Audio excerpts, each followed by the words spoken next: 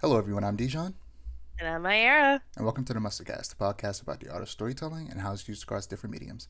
Make sure that you like, comment, and subscribe if you want to see our channel grow, and to click the notification bell so that you're notified when we post. As usual, we'll start with media we're consuming. Aiara, you can start. Don't forget to, if you have any comics or books, to push it to the comic section. Hey, I have a lot to talk about this recording session. Watched first and foremost, I watched Mutant Mayhem yesterday. Loved it, but I'll talk more about that in the movie section. What else?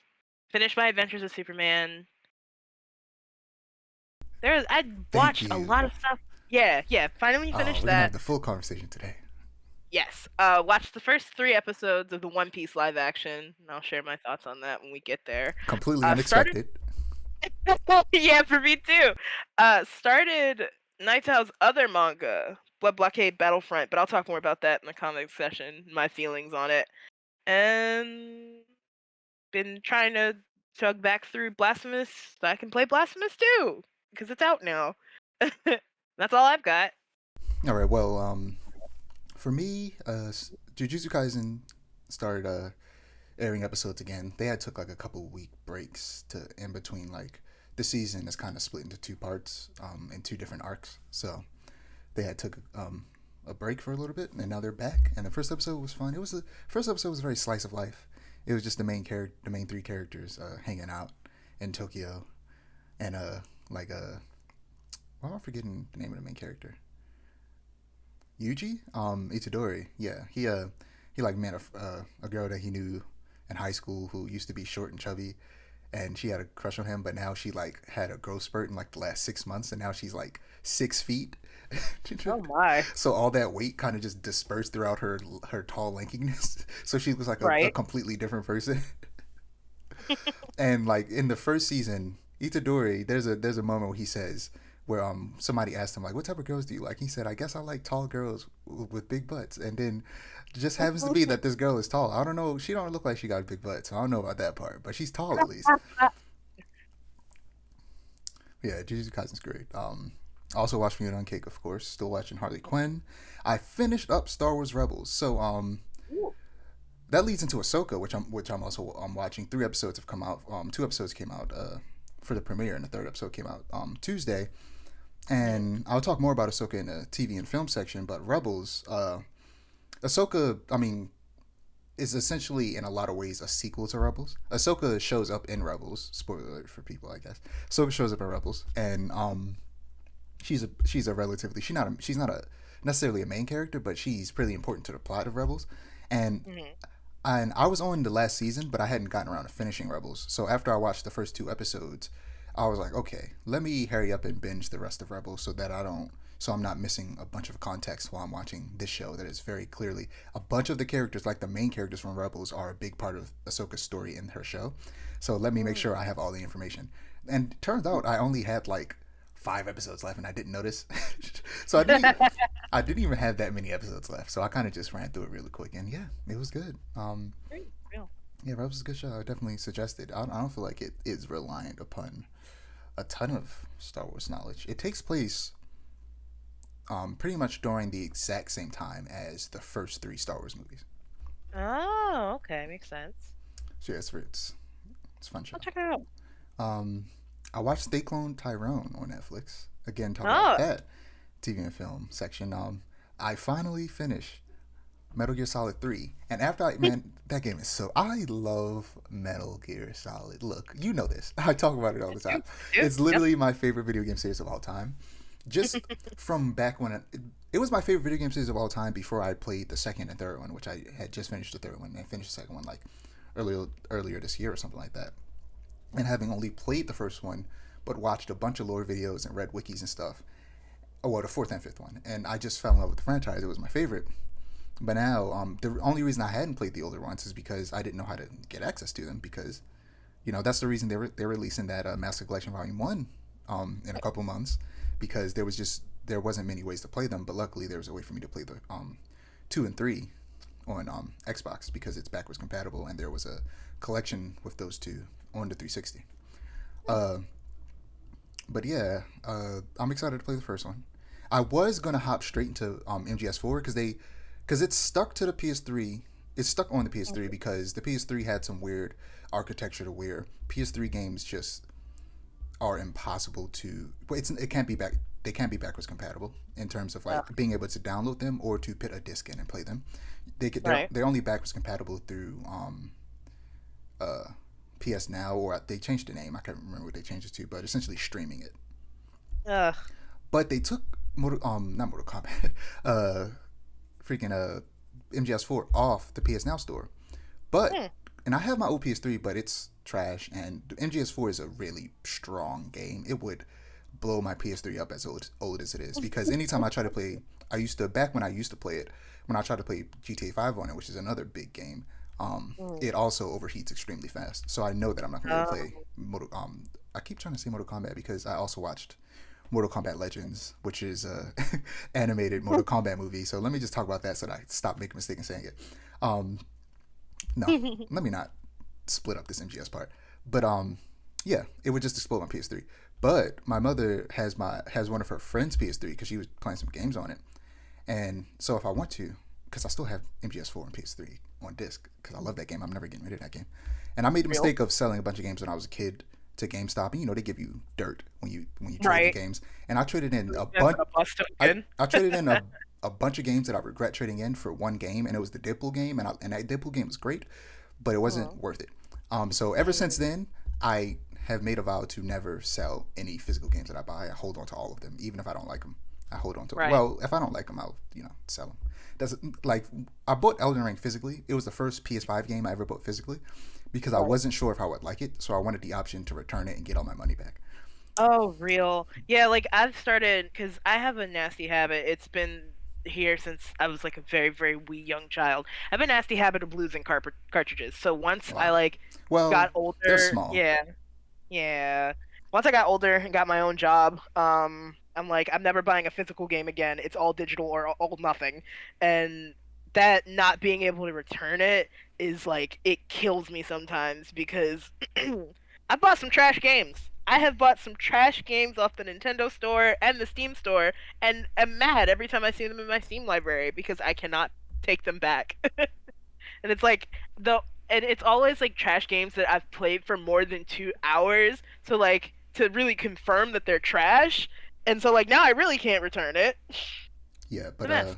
to wrap this up, I was getting at that I can play MGS4 on my mom's friend's PS3 whenever I want to, if ever I decide to do that. But I decided to wait because there's some other games coming out soon that's going to take up my time. And I don't want to start MGS4 and then not play it all the way through. So I'm just going to wait and play the first one once the Master Collection comes out pretty soon. And I'm getting Master Collection physically because I just want to own that physically. I don't want Oh, that's real. to buy it digitally and then for whatever reason they take off the store.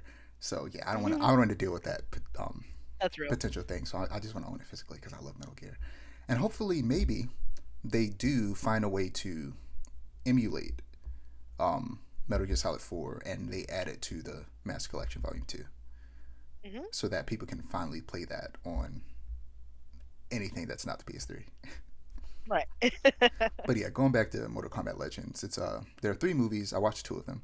The first movie, Scorpion's Revenge, was great. It was very well paced and focused on the first tournament, as Mortal Kombat movies should be. I'm talking to you, the most recent live action Mortal Kombat movie that had nothing to do with the tournament. Um, Same. but the second one seems like it might be much better. But the second movie, Mortal Kombat Legends Battle of the Realms, on the other hand, was far too bloated, and it tried to focus on both the second tournament and the threat of Shao Kahn trying to invade Earthrealm, and it tried to focus on Shinnok and the Kamidogu, which is these things that are used to summon this great demon that's going to destroy the world. In one film, when Shinnok, who started a second tournament so that he could try to take over the world again, should have been the focus of this movie, and then the third movie should have been Shinnok and the Kamidogu. They just put too much stuff in one movie, and it kind of bloated it. Yeah, that feels like a lot. It was literally three major villains all doing things at once, and I was like, "Stop this!" It was way too much. Madness. But also, Yeah, it sounds like it. played a little bit of Hades. I got my fastest time Ooh, at what is it? around 22 minutes. Um, Nice, nice. with the fist. and I successfully romanced Meg. Nice. Her Fade to Black scene is absolutely insane. Yeah, yeah, I got that Fade to Black scene last time I played, and I was like, "Yep, that's what I'm talking about." But yeah, moving on to animation. Um, there's a trailer for the RWBY Cross Justice League Part Two, and this time Team RWBY enter the DC universe, and just like the DC characters got kind of like RWBY designs and were turned into teenagers in the first one, RWBY characters are turned into adults and have superhero designs, and they're all great. Blake's Ooh. is my least favorite, but they're all still good because they take away her ears for some reason, and it's strange. And it's like DC has their equivalent of mutants, which are called metahumans. So it's like a person with cat ears isn't weird, and Right. like Wonder Woman's most popular villain is a cat lady. Like it's not that strange. I don't know why they took her ears away, but Wonder Woman's face still looks weird because they gave her bright red lipstick and pouty lips, and it makes her look like Uh, a sex doll in the face. Like from the neck down, she's fine, but in the face, and it's like she's not known for having red lipstick, so it makes no sense why they decided to make it so like to accentuate her lips so much. It's so weird. Um, yeah. but the rest of the Justice League look good in the RWBY art style. And, shout out to the RWBY animation and design team for actually making the woman jacked. Because outside of comics, they're afraid to make superheroes or whatever, jacked. And it's like the women need to be getting just as jacked as the men do in these movies. If Right. if the next Wonder Woman isn't a brick shithouse, I'm going to be upset. Right. Give us more buff women. Buff women go hard. Like cowards. Because in the comics, a long time ago, they have stopped being afraid of drawing these women absolutely jacked. Wonder Woman has been consistently buff for a long time now. Right. But yeah, I'm excited for it. It looks like it'll be better than the first one. The first one wasn't bad, but it wasn't that good. It was okay. It was fun, but it was Ah. you know Yeah. it was the Justice League characters specifically were written really strange. Um, and I thought it was like the RWBY team writing it, and I was like, oh, I guess they just don't know a lot about DC. But it was actually a DC writer writing it, and I was like, oh, I guess Really? she just doesn't know a lot about DC, which is weird. Like, that was very disappointing to hear. But again, Hmm. moving on, Fiona and Cake. You said, did you watch both episodes? I just watched the first one. Okay, just the first one. Well, you Yeah. know, it's rated TV-14, and it's called an adult animation, and it definitely shows. It shows more in the second episode, but in the first episode, like Fiona pantses herself, and that's something that wouldn't happen in the original show the way that it did. Right. Right. um, but yeah, this show is definitely made for people who grew up with Adventure Time and have now become adults more so than it is for children. Mhm. Um, yeah, like the trailer showed, Fiona and Cake is a more traditional show compared to Adventure Time. With like a continuous arc going throughout the episodes versus kind of like anthological episodes like the Right. original show has. And like I said, first episode focuses on Fiona. She feels trapped and lonely and bored in her mundane and surprisingly normal life compared to what we know about Fiona and Cake. And every night she has dreams of grand adventures, but wakes up um, to quote unquote the real world. And Cake is acting weird, so Fiona attempts to take her to the vet when Cake disappears into an ice cream cart. Mm. And yeah, I can't talk about episode 2, which leads me to a theory that I'm pretty sure is correct, but I don't want to spoil it for you. So, what do you Oh think? boy. I liked it a lot. It did make me realize that I need to finish the original Adventure Time. And post haste. But I did enjoy it. From like even missing all the connections and whatnot. Animation was good. Story was really good. Definitely a lot more adult than I was expecting, but I didn't mind that at all. I thought it was silly. Yeah, I Um, didn't realize that it was TV-14 and called an adult animation until after I watched it, and I was like looking at the description on HBO or Max, and yeah, it said TV-14. I was like, oh, I didn't know this was rated TV-14.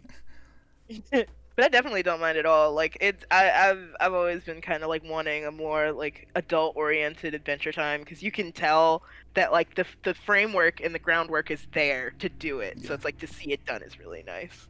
yeah, both Adventure Time and regular show are shows that you can tell they wanted to be a little bit more adult than they actually are. And Hmm. now we're Well, unfortunately, we did essentially get an adult version of regular show with Close Enough, which was a different series but very similar, and it's by the same people, same art Right. style, same writers, even the same actors. The dude who wrote and created regular show and voices Mordecai also voices one of the main characters in Close Enough, and writes on it and created it, of course. Um, Mm. and it felt like successor to regular show, but it was on Adult Swim and it was for adults. So, people who grew up watching Adventure Time, excuse me, regular show, get an adult version of that for them to watch. But unfortunately, like a lot of animated stuff on Max, it got canceled by stupid David Zaslav. He needs to uh, um, go away. Uh, and yeah, now we're getting that for Adventure Time, and hopefully it sticks around for a while.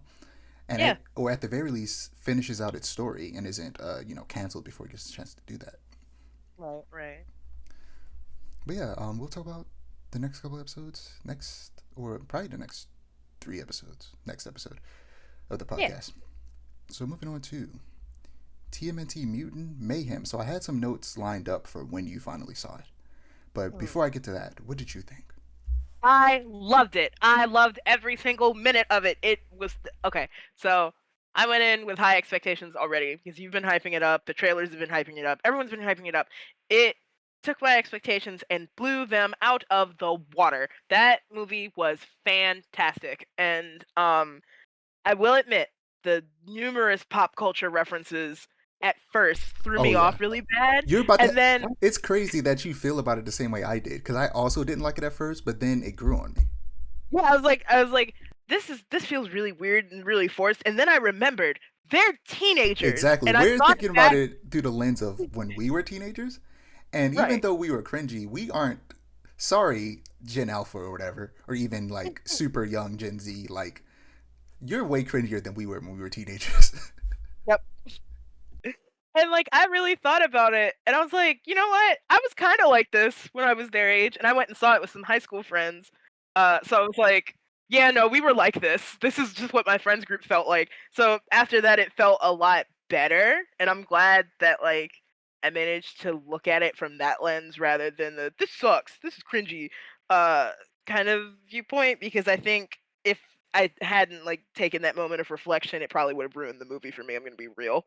Yeah, literally at the top of my notes is the turtles are very much modern day teens, and that could sometimes be a little annoying and cringy, but I got used to it eventually. So I'm glad Yeah. you mentioned that off top. But I should also say we're going to get into spoilers because we already had a Mhm. spoiler free review, and Aiara just essentially gave their spoiler free review. So now we're going to get straight into spoilers. Um, Yes. at least not immediately, but spoiler alert now because spoilers going to come up very soon. Um, Yep. Yep. but yeah, like you said, them being teens. Like at first, I was like, I didn't know how to feel about it, but I was like, they're teenagers. We weren't that far off from how they are when we were teenagers. And with the pervasiveness of the internet, because like it just makes sense that they are the Yeah. way that they are. So it made Yep. sense. But yeah, honestly, jumping straight into spoilers. At first, I wasn't a fan of the ending with the turtles going public so early.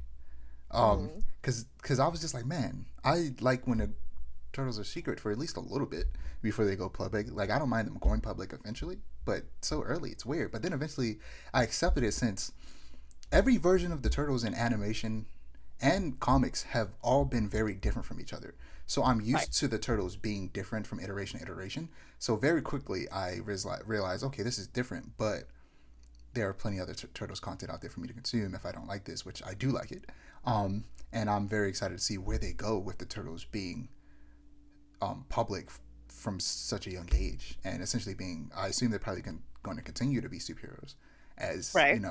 they're still known by the mass public. Um, but yeah, what else?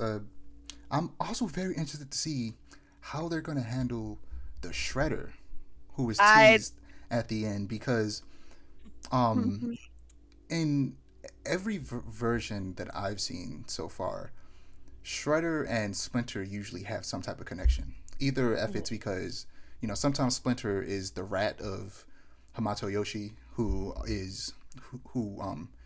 used to work with the Shredder as a right. part of the Foot Clan, or or Splinter is literally Hamato Yoshi turned into a rat. And in this one, he was just a rat, and it seems like he has absolutely no connection Hamato Yoshi. Maybe they could retcon it, and or maybe they always had the plan of to say he was Hamato Yoshi's pet rat. But I don't know, the way they set up his origin in this, it doesn't feel like he was ever anyone's pet. He was just a regular rat. Right. So I feel like they're gonna do something very different with Shredder in this one. And if I had to guess, I feel like Shredder and the Foot Clan are probably gonna be more like mercenaries. If not, the Foot Clan just doesn't exist and it's just Shredder and he's just a mercenary. And he's gonna be, hired by Cynthia Utrom, as she's called, to go and hunt down the turtles. Which, I mean, I guess spoiler alert to you. Do you know what Utroms are? I don't, but I mean, I'm not pressed about.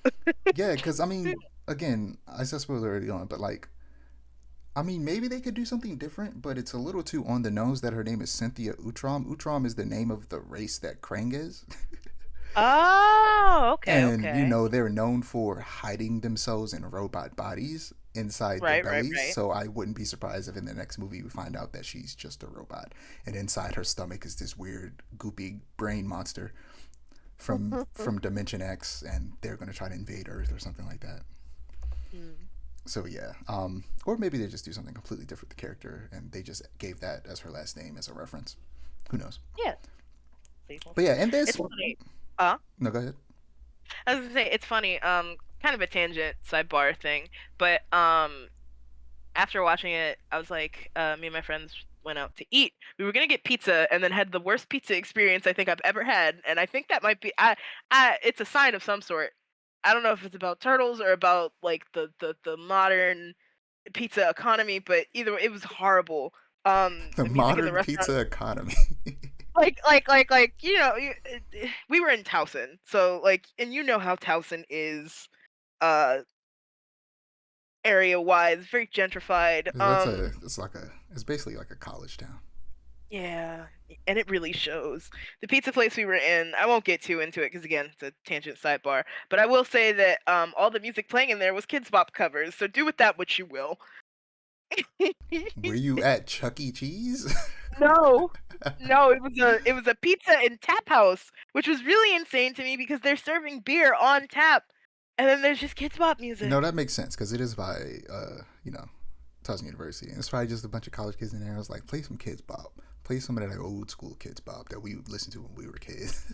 And it definitely was old school Kids Bop. It was like Gangnam Style and stuff like that. And I was like, what the hell? It was really weird. But yeah, Splinter in this movie, Splinter and the Turtles learned how to fight through kung fu films, which is uh, a very different and a very funny take on how they learn ninjutsu. And it's especially funny because of course Jackie Chan is very famous for being in Hong Kong China, martial arts films, and he's Right? voicing Splinter in this. And in his fight scene when he goes to save the turtles, he's using the environment to fight, which is something that Jackie Chan is known for in all of his movies, is to be kind of like a bumbling idiot and not always just dominating the fight. And sometimes he's getting hit, sometimes he's getting hurt, he's falling to the ground. He's using the environment and grabbing ladders and just stuff in the environment to fight with, and that's everything that they did with Splinter in that fight. So I think that's really cool. It was very cool. Yeah, the thing is, because he's kind of old, and even though he's shown to be better than the turtles, I wonder if he's gonna get better, or if he's like reached his limit. Mm-hmm. Because I kind of want him to like get even better, Mm-hmm. somehow. Like maybe somehow he gets something that makes him even younger or stronger. Or somehow he just trains and gets better and stronger. Um, Right. because I want him to fight Shredder, but I don't want it to be like a wash. Mm-hmm. And because I feel like this version of Splinter just isn't as strong as I'm used to Splinter being, even though he's still as strong than the Turtles. Right, right, right. And that lack of like actually being like an actual ninja's rat kind of just removes how good of a fighter he usually is. But again, Mhm. I'm interested on this different take and how they go with it. No, I'm not Yeah, necessarily mad at it. I will say, I think my favorite part was Ice Cube's performance as Oh Superfly. yeah, I think I He mentioned that was, last episode, but I you wasn't able to did, go into you detail. did. It was so good. It was so good. Like I loved the like stereotypical New Yorker turned up to 1,000, Yeah, and but it's in such funny. a way, It's funny yeah, because that he's makes from sense. L.A. Really? Oh yeah, he's from L.A. Killed it though. That man It is from fooled me. that man is from the West Coast, but he was playing a New York gangster, which is funny. Did a dang And good that job. yeah, and it worked. Even though I could still tell a little bit of the LA-ness to it, it still felt New York, which was funny. Um, Very much so. and yeah, no, he was just good. He worked really well. Um, Mm-hmm. yeah, he was easily the best performance in that movie. Like Yeah. there was a bunch of like celebrity casting in this, but they all did a good job. Yeah. And it's also very different for pretty much dang near all of the turtles villains in this to be their friends now. Mm-hmm. And I don't see that changing unless they get like mind controlled or something, which I wouldn't be surprised if like Krang somehow mind controls them all and forces them to fight the turtles. But Right. um, since they're all friends with the turtles now, I'm very curious how they build up villains from here on out, especially Mm-hmm. since they plan on making I might have mentioned this in an episode or two ago, but they're making an anime series based off of Ooh. that called Tales of the TMNT. Very excited for that. I hope it's in the same 3D art style. Yeah, same. That'd be really cool.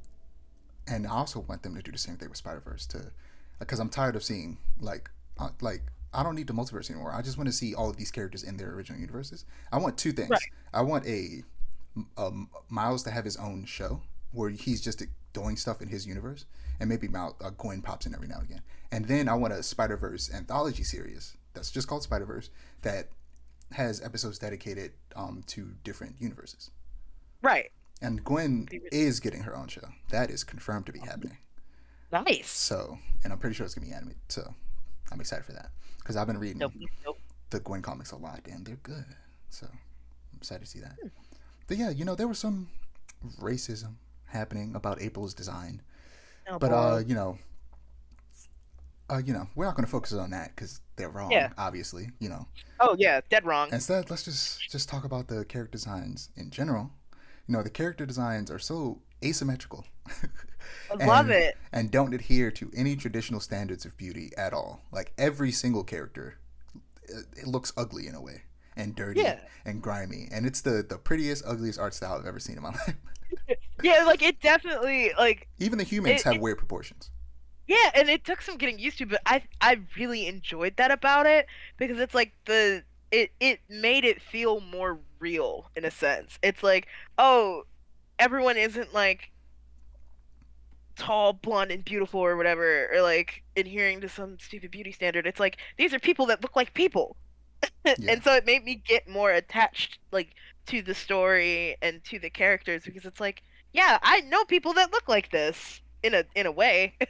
yeah, and I can't wait to get the art book for this movie.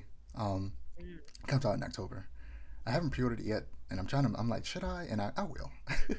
Like I already pre-ordered. What is it? Well, I pre-ordered the Across the Spider-Verse book, but I haven't now. Still haven't read it yet. I still haven't read the art book for the first movie yet either, even though I have both of them. Because I want to finish reading my God of War Ragnarok art book first, which I just haven't gotten around to yet. Right, right. I'm slowly reading it, but I haven't finished it yet. But yeah, this movie was great. Oh, the music. I talked about music a little bit last time, but the music is great.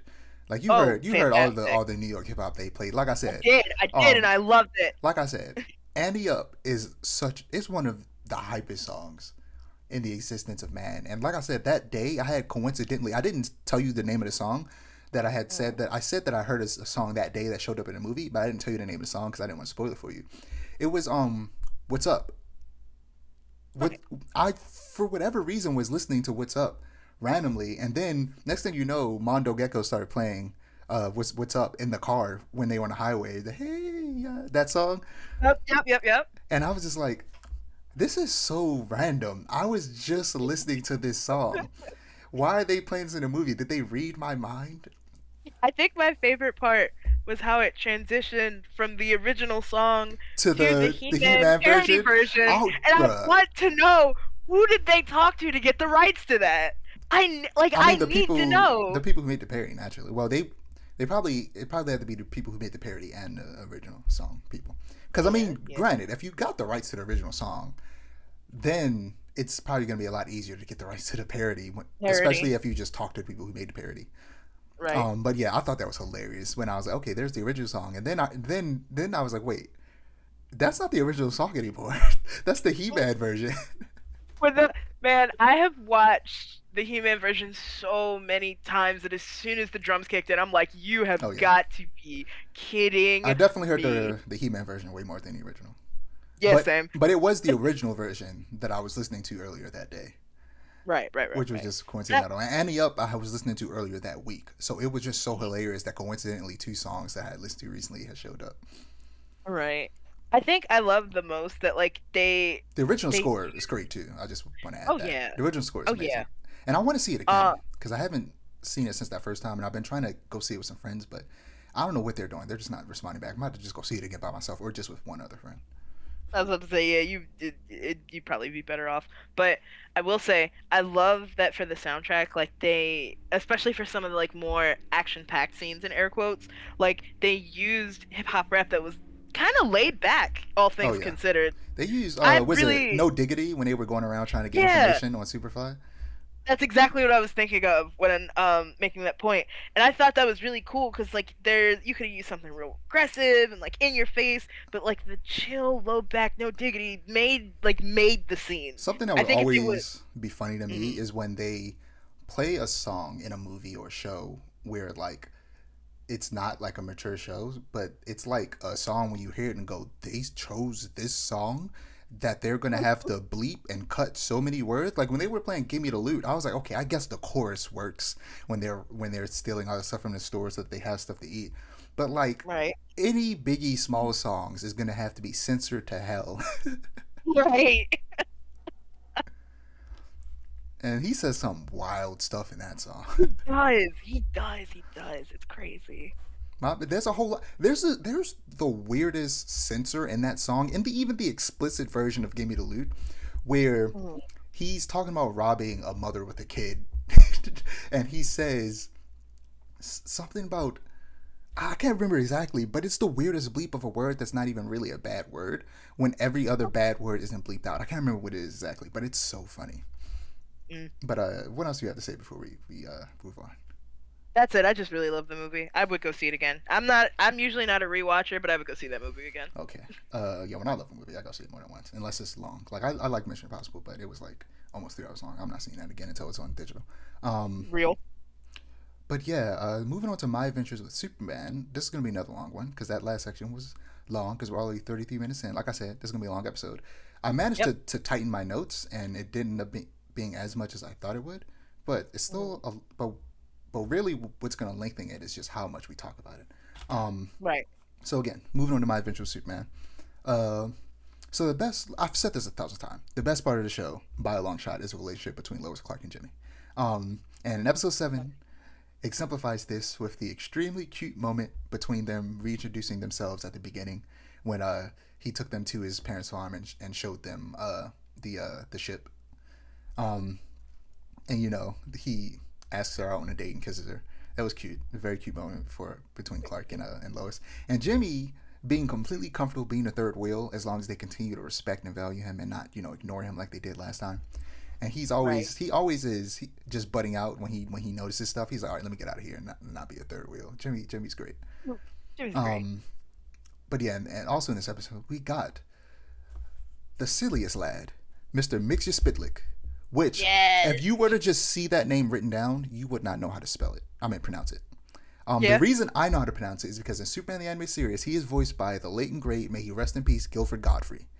Ah. And he's so good as Mr. Mix Your Spitlick, and like Superman mispronounces it, and then Mix Your Spitlick essentially he like sounds it out and he goes mix yiz spit lick. And ever since then, I've been able to say his name properly, Mix Your Spitlick. But I'm gonna listen to spoiler because this is just basic knowledge when it comes to Mix Your Spitlick. But you actually usually in other versions except this one to quote unquote defeat him, you have to say his name backwards, which is Caltipsy Zip, which is much easier to say than Mix Your Spitlick. But Mhm. and Superman Anime Series episode with Mystic Spitlick is great. And how Superman very cleverly convinces him to you have to convince him to say his name backwards. And Superman always finds a clever way to convince him Mixie to say his name backwards, and it's great. But in this one, you just have to take his hat, which Ah. his hat being a little bowler hat is a reference to his original design, which he's like this little dude in like this purple and yellow suit with his little bowler hat. It's a great design, and some people didn't like his design in this show, and I know I've been talking trash about a lot of the villain design in this one, but this is one I don't have a problem with. But I'm biased because it's very much inspired by Akira Toriyama and Dragon Ball Z, and I love Dragon Ball Z. So I was just like, I'm okay with this. This is a good redesign of the character, especially since he kind of looks like some of the godly beings in Dragon Ball Z, like the Kais and stuff like that. And in this, he's meant to be a god of chaos. Whereas he usually is what they call a fifth dimensional imp. So he's like this otherworldly being with all this like powerful like magic or whatever. But in this one, he's just like a god of chaos, which could lead to a Dr. Fate cameo in the future, because Dr. Fate is a servant of the gods of order, and he fights against the people who work for the gods of chaos. And it seems like Mixer Spitlick is either a god of chaos or he works for them. So I wouldn't be surprised if we get Dr. Fate in this, because Dr. Fate also makes a cameo in the 90s Superman animated series. So they might be following suit with that.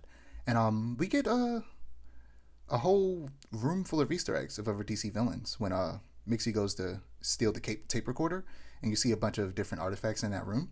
All of those are from DC characters, DC heroes specifically. You see like Dr. Fate's helmet, of course, which leads even into even more credence that he might show up in the show in a season or two.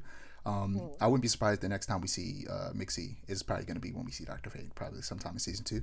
You see Starman and Stargirl's cosmic staff. You see Mr. Terrific's T-Spheres. What else did we have? I wrote them down, but I'm having a hard time finding it for some reason. Okay, yeah, we also see a Legion of Superheroes flight ring.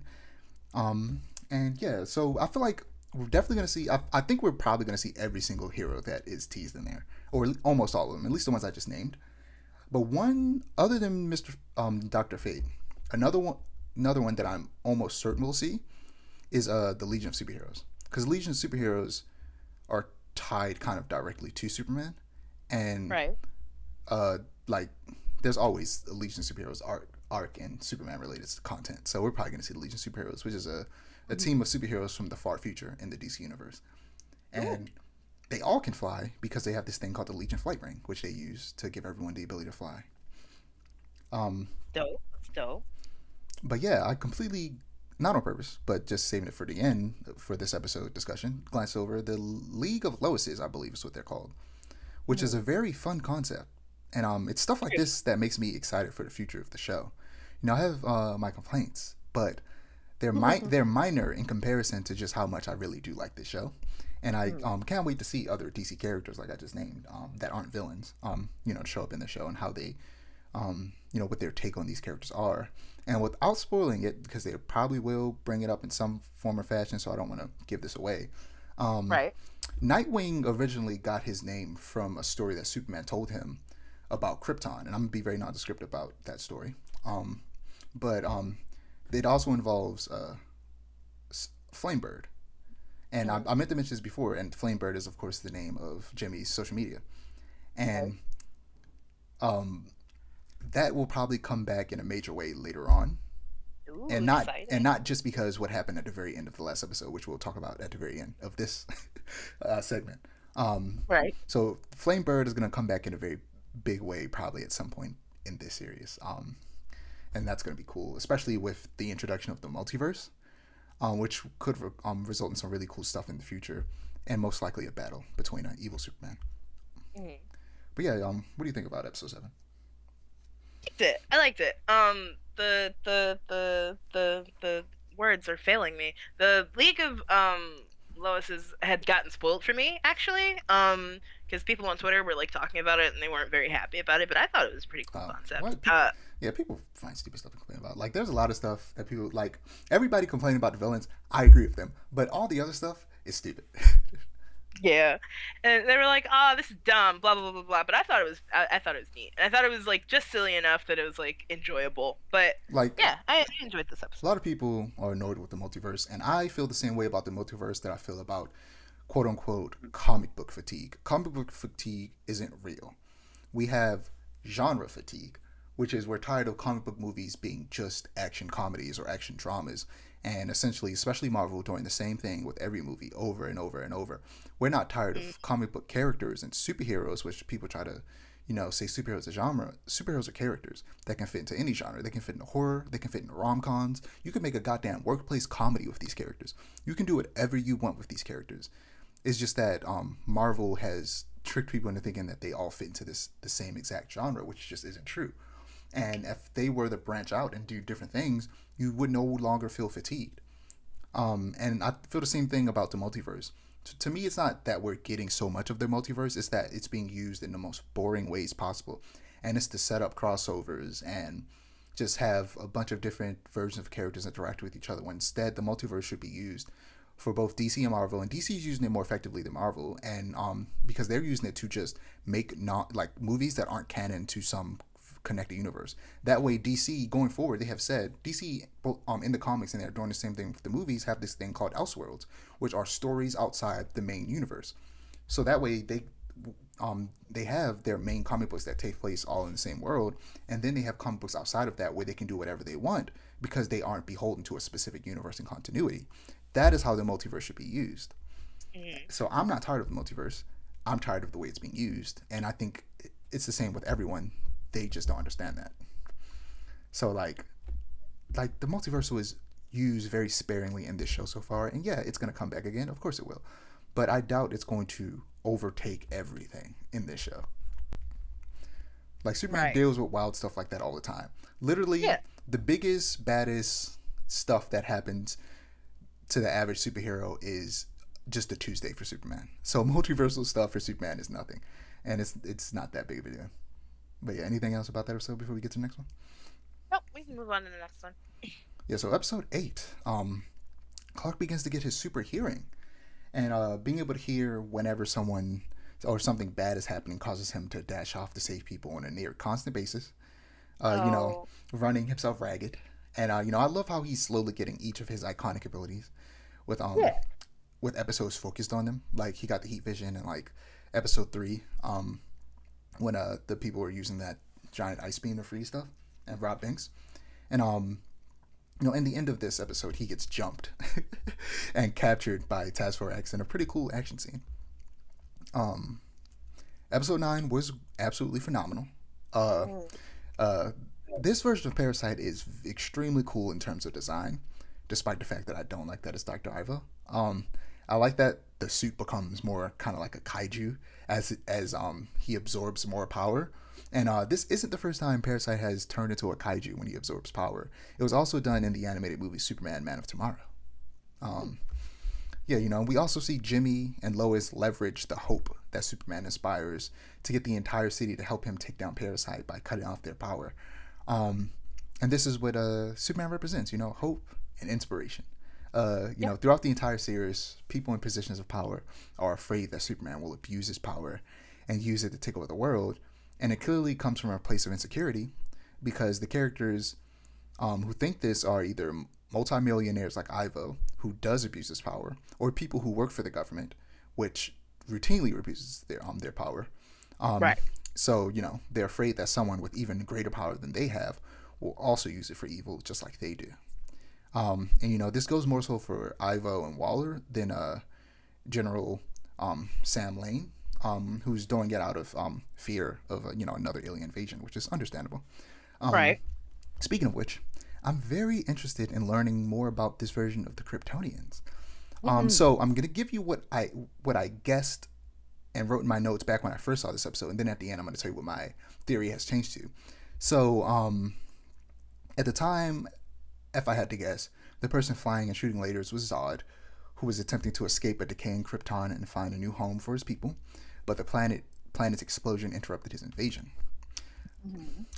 But yeah, this type of stuff is again what I love about the series, like new takes on already extremely established things, like basic stuff that most people know about Superman, rather than having the tiny stuff that people don't really know about being changed drastically simply because they feel like they can do that because no one knows about it, even though, like I said 1,000 times, I think it should be the other way around.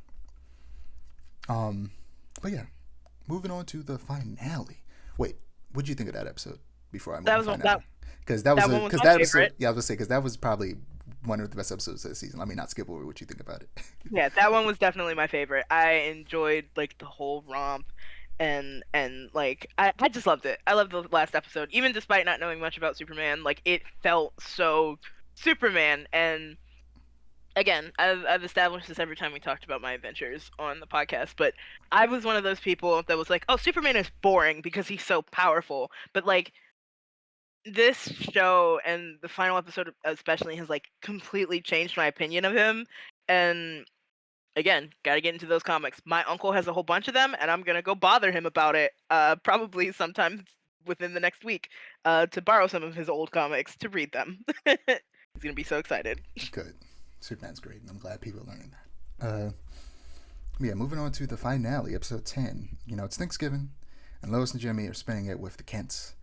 And Lois has invited her father, who is the General. Of course, I knew this. Gosh. You know, it's basic knowledge if you've consumed enough Superman media. But if you haven't, you probably wouldn't know, and it would be surprised. Even though I feel like they kind of was making it obvious that he was her father. um, but yeah, I don't think it was obvious enough that just anyone would notice off top without having, you know, some knowledge from other stuff. But, you know, Right. after some awkwardness, Jimmy gets tired of being the mediator and forces Lois and Clark to reveal everything to each other, but mistakenly reveals the evil Superman sphere, and exposes Clark to kryptonite, which also awakens the ship under the Kent farm, which is much bigger than I thought it would be, and is being controlled by Brainiac, as denoted by the three dots connected by lines, and is fully revealed at the end to be Brainiac when, well, it says in the caption that it's Brainiac. I don't think Brainiac out loud says, "My name is Brainiac." Or the person who he's talking to, who is obviously Zod, doesn't say, Right. "I'm Zod and you're Brainiac." Like, they don't say these things, but it's very clear that's what's happening. And Right. also, like I said, the caption calls Brainiac Brainiac, but the caption does not call Zod Zod. But I'm 100% certain it's Zod. Mhm. But yeah, I knew it was Brainiac immediately because the three dots with the lines connected to them is just Brainiac's logo. Right. But yeah, my theory has changed. Well, it's not even a theory anymore. Now it's very clear that Zod and Brainiac are working together and are likely responsible for the destruction of Krypton and are attempting to invade Earth. But also, that's assuming Krypton is destroyed and not just under the control of Zod and Brainiac, Right. which could very much be the case. But yeah, what were your thoughts on that finale? I like I said, I really enjoyed it. Again, missing the context of like all of the plot important stuff. I still enjoyed it a lot. Um, and I'm excited to see because like I know the very like baseline parts of Superman's backstory and whatnot. I do what you said about perhaps Krypton not being destroyed and being under control instead, which is very interesting to me concept wise. And I feel like I hope that's what they go with because like as Superman as I know him is from a dead planet. The planet Krypton is gone. Yeah, And it would be nice to see as a outsider to the whole Superman universe. It would be nice to see like Krypton even if it's under the control it's not how it was when Superman was there. I don't know. I'm very interested in that yeah. concept wise. The only reason I ever have a problem with that is because then it's like, okay, now we have a whole planet full of ungodly strong people. Okay, real. And I don't like that. But they could easily explain it by Superman was sent away literally not too long after he was born. He was a baby. Mm-hmm. He was like at max probably like 1 year old, but less than that most likely. And he was sent away. Like the reason they don't have powers on their planet is because something that takes away their powers is red sun radiation, and they get their powers from yellow sun radiation. So Right. when they're under a red sun, which is the sun that's in their solar system, they don't have powers. So the explanation could be since he was a baby and unlike everybody else, hasn't been long enough to absorb all of that red sun radiation, which they could say completely nullifies their powers after a certain period of time, like years upon Right. years of exposure, like all of those adults and teenagers on the planet would have gotten. So they could explain it that way. That's why they won't ever get powers, but Superman does have powers because he was there for like less than a year, then was sent away. Right. So they could come up with an explanation why every single Kryptonian doesn't have powers. and even come up with an explanation why maybe Zod does have powers. Like Right. maybe he found a way to reverse it or something, or maybe it's a one-time thing, or maybe he just because he is wearing a big robot suit in the end of the episode, so maybe he doesn't have powers. And my theory is correct about the Red Sun taking away their powers after a couple of years, or their ability to absorb yellow sun radiation after a couple of years. So he has to use a mech suit to make himself stronger. That'd be very Um, interesting. but and you know, I promised I wouldn't do this, but I have to because I forgot to bring it up before. Bring up one more thing I don't like about the villains, but that's going to lead into something that I actually like about the villains being changed. That could be cool. Right. Okay. So, Heatwave is the lady, the redhead, big buff lady that shoots fire Right. out her Right. gauntlets. A lot of people are Very mad. normal about her. Yeah, I'm very normal about all buff women. Everyone knows this. Yep. Yep. But you know, some people are mad because she's like a gender bent version of the character. That doesn't matter. Doesn't I don't care about that. Heatwave Right. isn't super dependent upon being a man. But here's what makes it weird. Heatwave is a Flash villain, and I forgot to mention this before. Interesting. Heatwave isn't just any old Flash villain. He's a relatively popular Flash villain. Heatwave is a core member of the Rogues, which is Flash's equivalent to Spider-Man's Sinister Six. Right. He is a popular Flash villain. So making him and or her in this version, well, actually, I don't know their gender. They're you know, for this version of that character, their origin depended on Superman and being, you know, surrounding Superman. Is like having Mr. Freeze start as a Wonder Woman villain. It makes no sense. Like, and Yeah. this honestly adds to the credence. I don't know if credence is the right word. I'm probably using that wrong. This adds to my thought that these people don't really know a lot about Superman's villains. Because if you think after 80 years of existence, Superman doesn't have fire-based villains, multiple of them, you're insane. And again, them being gender swap doesn't bother me, but Right. Superman's most popular fire-based villain is literally a woman. They could have just given this character that character's name if they really wanted to use a fire villain. And her name is Volcana, to be clear. So if they really wanted, like, okay, we want it to be a woman and we want them to have fire powers, Superman's most famous fire villain is a woman with fire powers. Powers. Why take one of the Flash's most popular villains and make them a Superman villain? Because I'm not like Heatwave. They're called Heatwave in the caption, in the credits. It's Heatwave. Heatwave is a Flash villain, goddammit. And unless this leads to the Flash showing up in Superman next season, why is Heatwave here? And I swear to God, it better lead to the Flash showing up next season because I love the Flash. Flash is my third favorite superhero of all time. So Real? I am truly upset that they decided to give a Flash villain to Superman when Superman has several fire-based villains and he already has a really popular woman fire villain. So this just is just weird. Again, I'm calm down. I said I was gonna talk about it and I did anyway, and then I got heated. No pun intended. So now I'd like to talk about them in a more positive and hopeful note, in the spirit of Superman. So Livewire so far has been shown to just be an arms dealer, but at the end of episode 2, to spite Task Force X and the government, she gave away all the Kryptonian tech that she had for free before she got captured.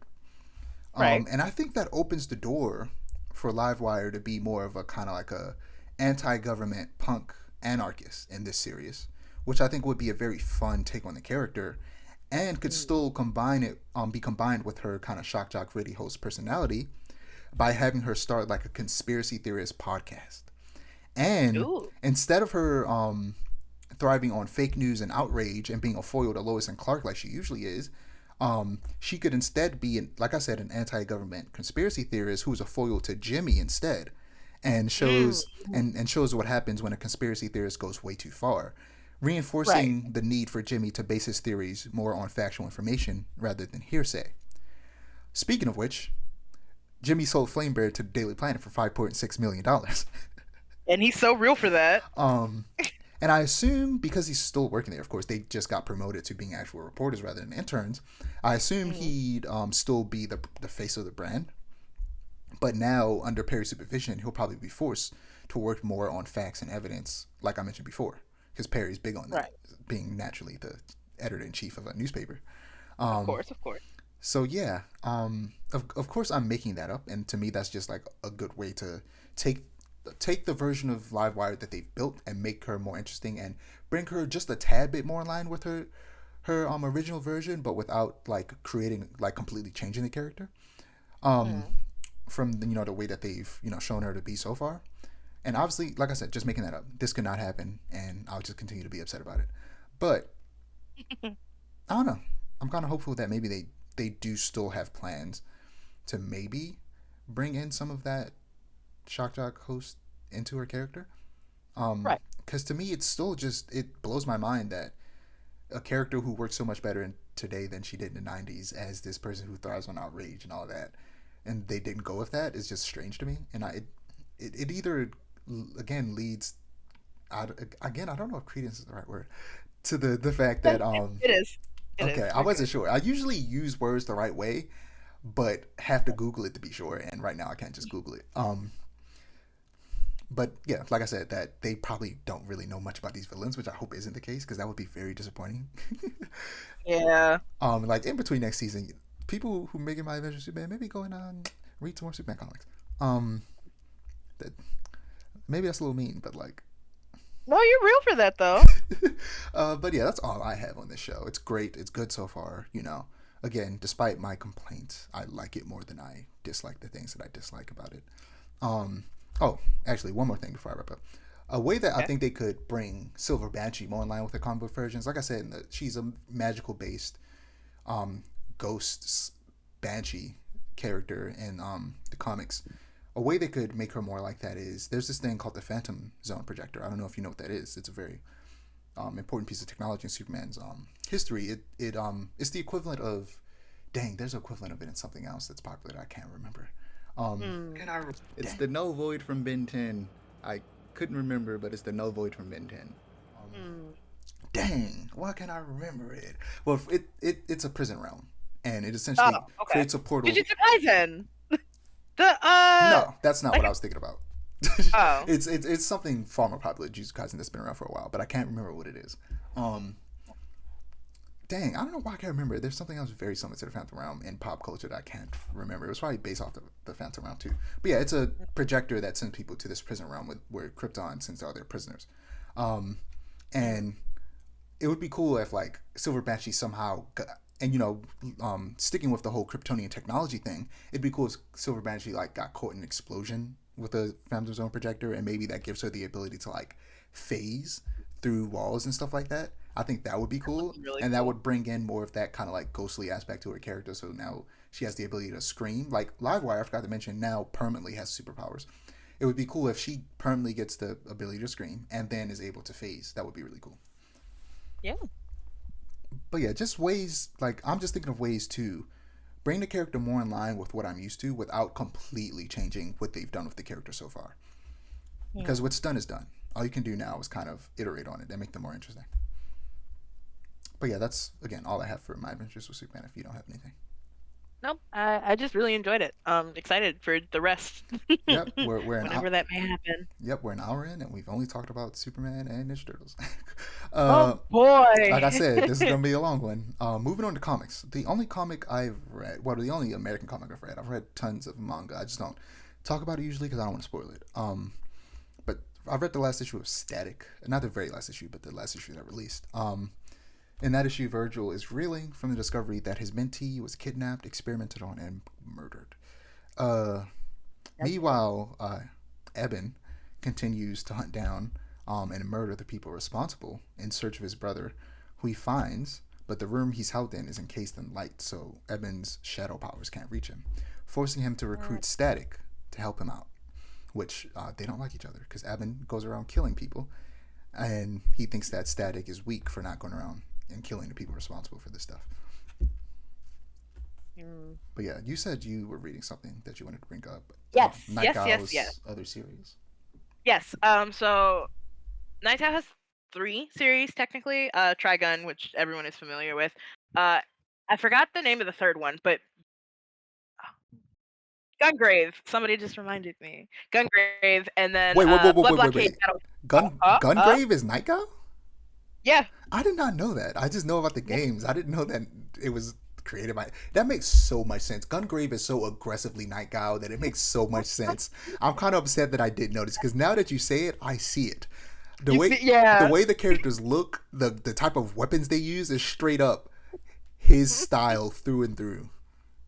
And that's how I feel about Blood Blockade Battlefront, which is also known as Kekai Sensen. Started reading the manga. First of all, it has the same problem as Trigun does, where it's like the first volume or like the first 3 chapters were released in a manga service that doesn't exist anymore, so it had to be split off into a new thing with a new subtitle. But this happened to it twice, so I didn't know where to start, and that was kind of confusing. But once I got into it, it's okay.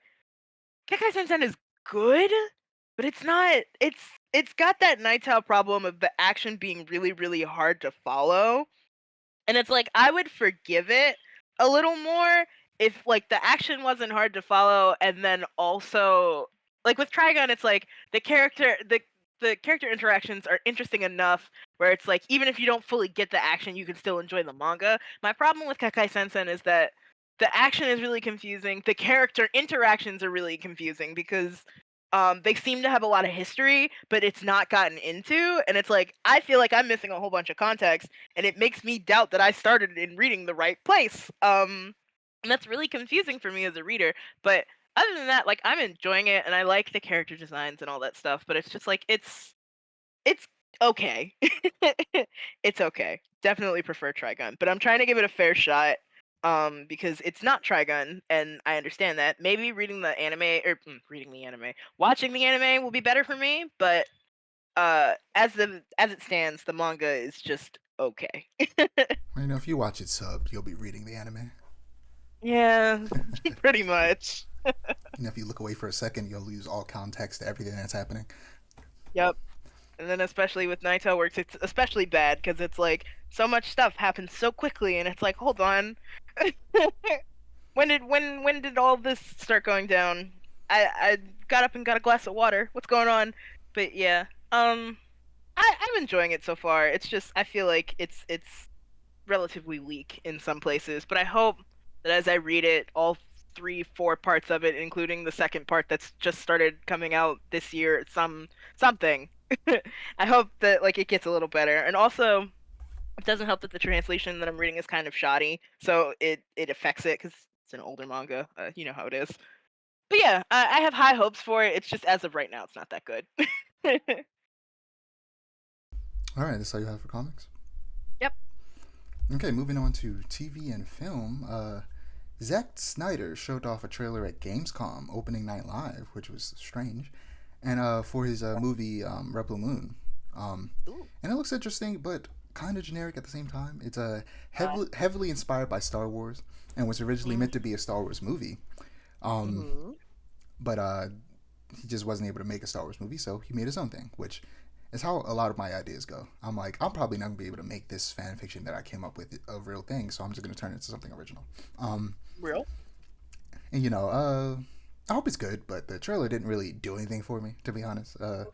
It's going to release in 2 parts on Netflix. Part 1 come out December 22nd, and the second part coming out April 19th of 2024. The Batman 2, some rumors about Clayface being involved in Matt Reeves' The Batman 2 has come out. And I saw those. That has a lot of comic fans concerned because Matt Reeves is taking a more grounded approach to Cape Crusader, but people, me included, want the giant clay monster version of Clayface as opposed to the original version, who was an actor in a horror movie who just had like a disfigured face. And the original version is still interesting, and I think that a Batman movie made about the original version of Clayface could still be interesting. But I have an idea for Clayface that would combine both versions. First, let's just give a little history lesson. The original Clayface, there's been a lot of different people to have the name Clayface. But Basil Karlo is the first Clayface. He didn't have clay powers at first, but eventually he got Clay powers, and now he's easily the most popular version of Clayface as he is now.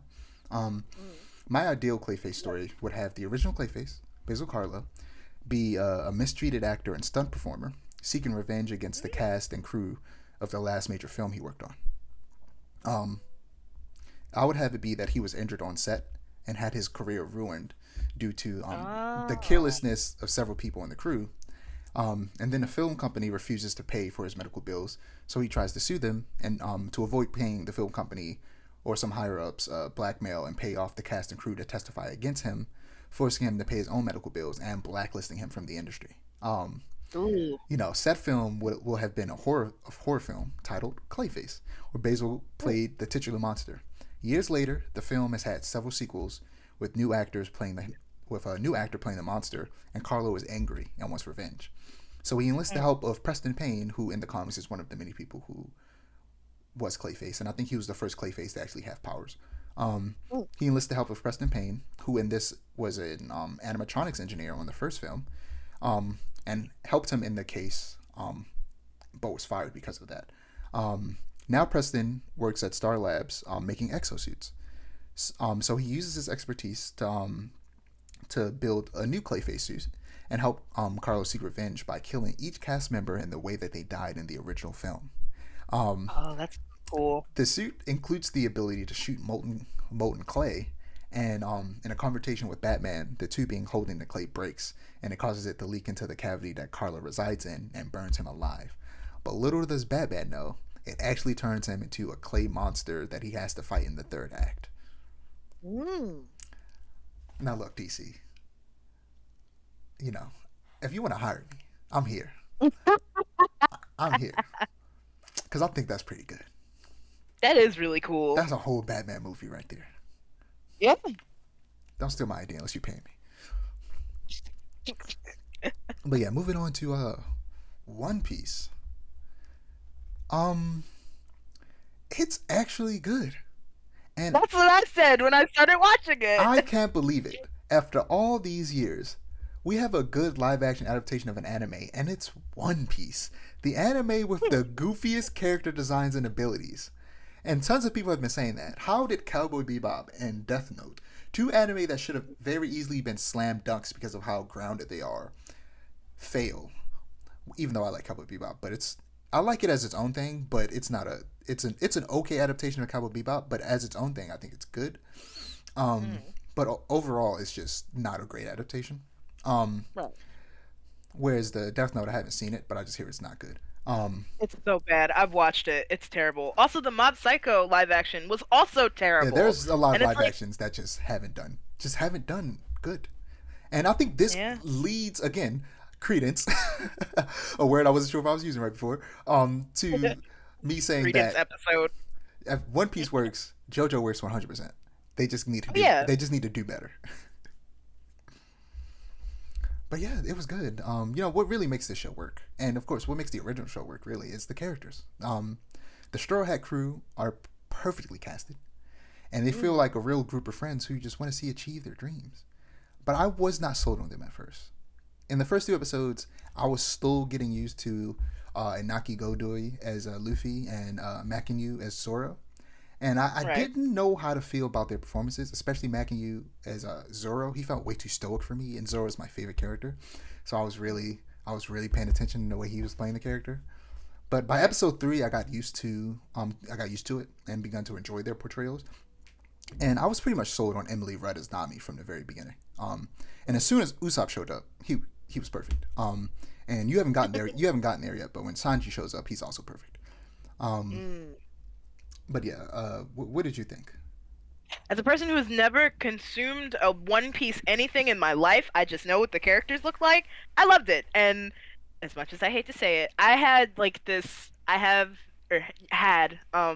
this thing, this promise that I had made to myself when I was a young anime fan at the tender age of 14. One Piece was the one thing that I would never ever watch because it's long and it would take me a lifetime to get through it. And now I'm about to go start One Piece. I knew you were going to say that. Because I was like, this is going to get so many people who said that they aren't gonna, or not that they aren't going to, but just haven't gotten around to it because it's so long to finally sit down and watch One Piece. I said a while back I had watched the first 4 episodes, and this makes me want to go back and finish watching the first 4 episodes. But the reason I don't, or watching the rest of the series, the reason I don't is because it's like I'm already behind on I'm on the last arc. I think is still ongoing. Well, not the last arc. The arc before the arc that's happening right now in the comic is still ongoing in the anime, and I still need to finish that arc. So I'm like, I should just watch from where I left off instead of trying to watch it all over again because it's already a lot. So so it's definitely making me want to, but I still haven't been completely convinced. But I think sometime soon I might actually sit down and try to actually catch back up with One Piece. Right. Because I'm easily like 800 episodes in.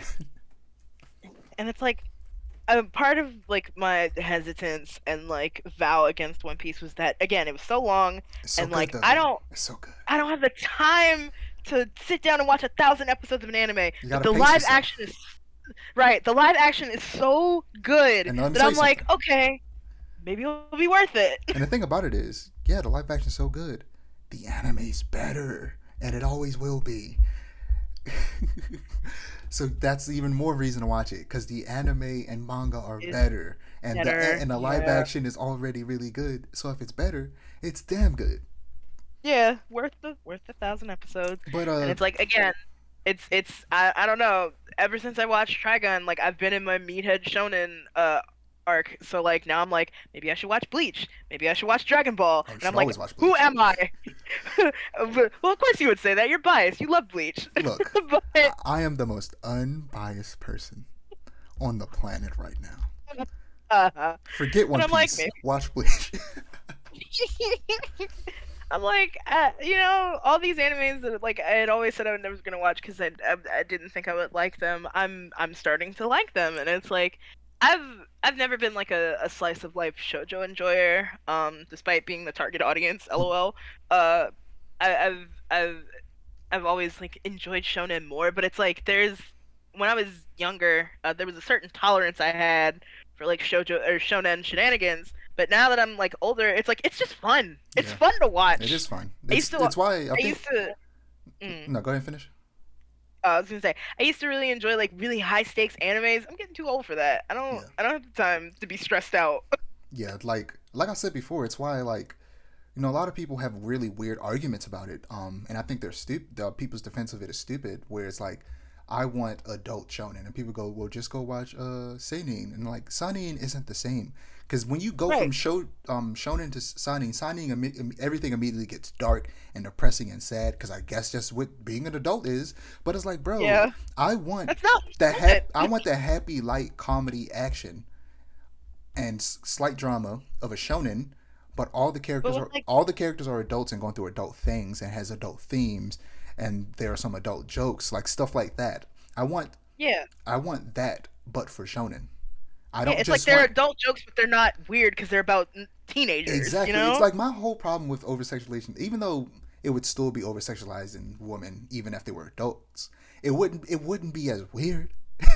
Because they're adults. And the reality is, we all would be pretty much, despite how still kind of messed up as it is, we would all pretty much be okay with it if they were just adults.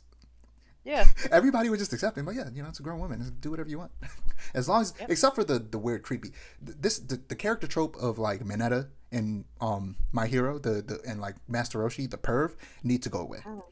They need to be deleted from existence. That character trope needs to go. It is just glorifying sexual harassment.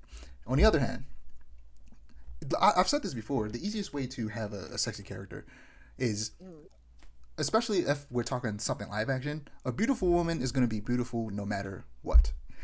Right. If you draw a beautiful woman, she's going to be beautiful no matter what. You don't have to try and emphasize anything. You could draw them with big breasts, but you don't have to zoom in on them, because if they're big, they're just going to be noticeable no matter what. Like, you don't have to go the extra mile to over-sexualize them when just their mere existence of being an attractive person is enough. I think oftentimes they feel the need to go overboard and like zoom in and have these weird shots that show off the character, when the reality is, if they're well endowed and they're jumping around, you're naturally just going to see that stuff even if you're not doing it on purpose. So there's no reason to go overboard when it's just naturally going to happen. Like you're going to find yourself drawing some really cool action scene and then realize, oh, this is a really cool action scene, but because she's well endowed, it looks a little suggestive. And that's just going to happen Right. sometimes. And you have to let it happen naturally instead of forcing it. That makes it way less weird. Yeah. But that we got a little, well, that's pretty par for the course with One Piece, because One Piece, low key, the Yeah. sexualization of the characters get worse after the time skip that happens eventually. That's all I've heard, which is that scares me. But And what like, is it? Sanji is like there is a perverted character in One Piece, but he's not gonna show up for a very long time. Sanji is like he was always meant to be the antithesis of that, especially when he first shows up, where he loves women, he's aggressively heterosexual, but Mhm. he's respectful about it. Right. But as the series goes on, he gets disrespectful about it. Oh But boy. he goes back and forth between completely disrespectful about it and then extremely respectful about it, and it just gives you whiplash. Because at first he's like the perfect antithesis to those pervy characters, especially when they do introduce an actual pervy character to the cast. But then eventually he kind of just starts going along with the shenanigans of that pervy character, and I'm like, dude, you kind of just ruined part of It's what like, what made happened? him so interesting. What happened to your respect women juice? Yeah, but going back to live action.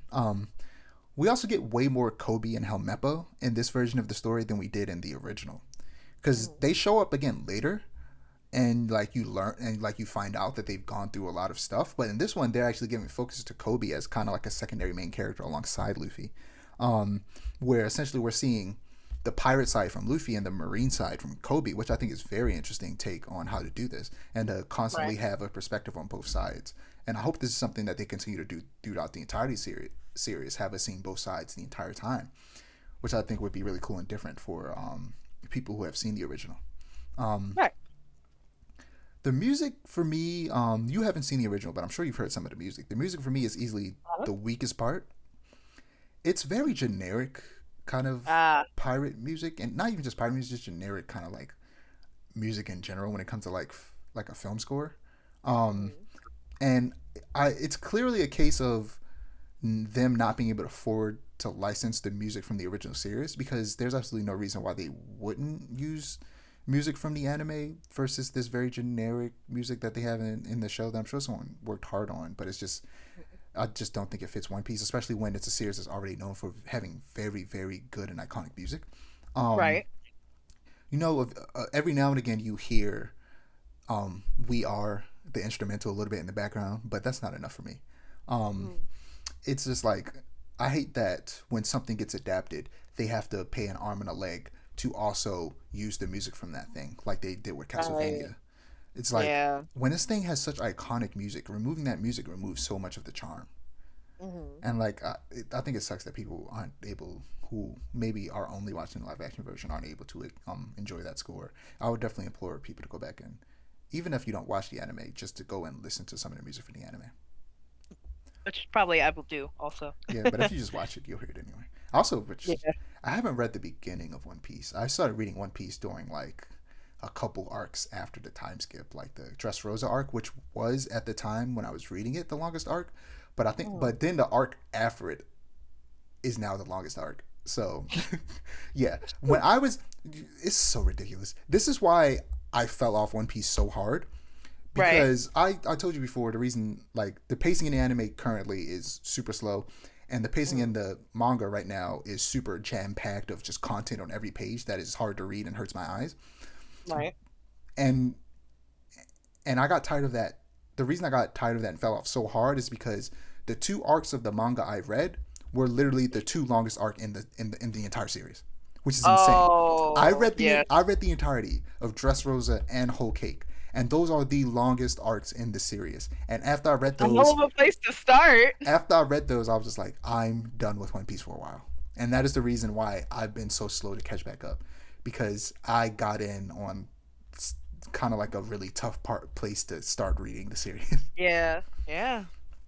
But yeah, the best song in the show easily is a song called "Who's Hungry," aka Fishman Trap, because they were I've heard playing that trap one, I music. think. They were playing trap music every time the Fishmen showed up. Mm. And you haven't seen a lot of the Fishmen yet, but I'm pretty sure they show up a little bit. Yeah. But when you see them, you'll know. And I have to not say the rest of my notes because it's not a spoiler, but it gives away a little bit of stuff that I don't want to give away just yet. So I'll save that for next time. Yeah. Well, we'll probably just talk about the rest of it because it's pretty short. It's only 8 episodes. Yeah. But yeah, the action is also kind of very hit or miss for me. Especially in the first 2 episodes, I didn't like it very much, but it does get better. It's just that when they're fighting a lot of people, it feels very staged. But when you get some one-on-one fights, it gets really good. Yeah, because I was gonna say, like I said, I watched it with a couple friends of mine, especially that first fight in the first episode with like the gang of Marines where it was Luffy, Nami, and Zoro all together. Mm-hmm. It felt like they were very focused on like 2 characters at a time, and it always felt like that third would be like just standing around not doing anything, and it felt really weird to me. And I'm glad I'm not that makes me feel better about it because I was like maybe that's just what One Piece is like, and I don't know anything about it. Oh, definitely But not. okay, cool. Because I was like, yeah, it felt like it was like, oh, it's Zoro and Luffy fighting. Now it's Zoro and Nami. Now it's Luffy and Nami, and it just felt very like, I don't know. It felt weird to me. Yeah, I hope the action gets better. Yeah. I mean, it does get better just in this season alone, but I hope it gets even better as the series goes along. Also, Clown Guy was great. I love him. Oh yeah, Buggy. I forgot Buggy showed up in the 3rd episode. Mm-hmm. Buggy the Clown. I liked his whole bit. I love that for him. Yeah, I can't wait for you to learn more about just his story. He's a very fun character that persists throughout the entirety of the series so far. Oh, nice. He has a great art too. So yeah, I can't wait to see more of Buggy. They chose a good actor to play him. He definitely, when he showed up at the very end of the first episode, he was giving like the 2019 Joker energy. He was giving Joaquin Phoenix Joker energy real hard. It's like, oh no, it's the El Joker, is we call him Joker. in the Well, do you call the Joaquin Phoenix version of him Joker specifically? Yes, it's a long story. It probably isn't for the reason I think it is, because his name starts with a J, but it's pronounced Joaquin. But no, it's related to an image. If I can find the image, I'll send it to you. It's very silly. It's an inside joke between me and my friends. We were like, yeah, it's El Joker, and then he turned out to be really cool. And I was like, whoa, cool clown villain. You don't see that much. I mean, it's the Joker. Joker's cool. He's just overused. Joker's cool, but it's like, he's just overused. He's not a bad villain. He just gets used too much. Yeah, I'm tired of seeing him. But yeah, is that all you got? Yep, that's all I've got. I really enjoyed it.